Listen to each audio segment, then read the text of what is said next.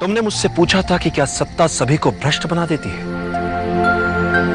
तुमने मुझसे कहा था कि मगध के सिंहासन पर बैठते ही मैं सिकंदर या अन्य राजाओं की तरह हृदयहीन तो नहीं हो जाऊंगा कहीं।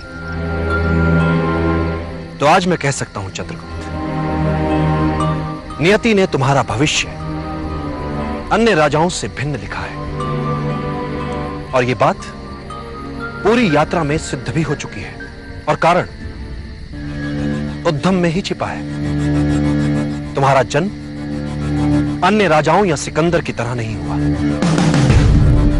जिन्हें बचपन से ही मात्र सुविधाएं मिली हों, जिन्हें हर पल विजय युद्धों और बड़े बड़े सम्राटों की कहानियां सुनने को मिली।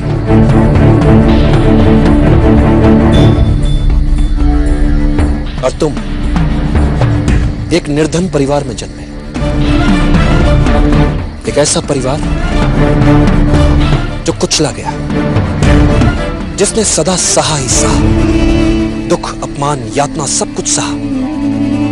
और चंद्रगुप्त, जिसे ये सब कुछ याद रह जाता है, अपनों का दुख, अपनों की यातना, अपनों की असहायता, अपनों की निर्धनता, तो चाहे वो कितने ही बड़े सिंहासन पर क्यों ना बैठ जाए, अपनी जनता के प्रति कभी हृदयहीन नहीं होता। वो राजा कभी अमानवीय नहीं होता। वो राजा अपनी सत्ता के मद से कभी भ्रष्ट नहीं होता, क्योंकि जिसने निर्धनता भोग ली, देख ली,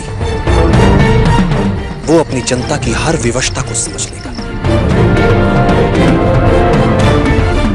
बिन बताए ही समझ लेगा वो अपनी प्रजा के दुख। इसीलिए सत्ता भी उसे भ्रष्ट नहीं बना सकती।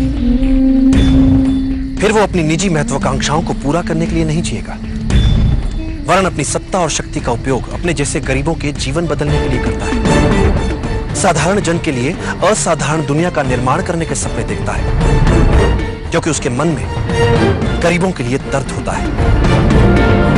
फिर कोई भी शक्ति उसे भ्रष्ट कैसे बना सकती है? इसीलिए तुम अपना अंतिम पण तक दूसरों को देने के लिए सहजता से तैयार हो जाते हो।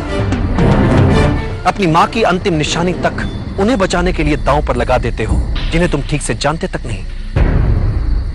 बस उनके दर्द को जाना तो सब कुछ लुटा दिया, उनके लिए कोड़े भी खा लिए।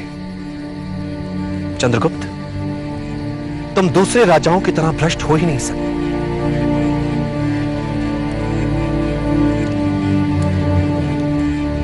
कभी नहीं।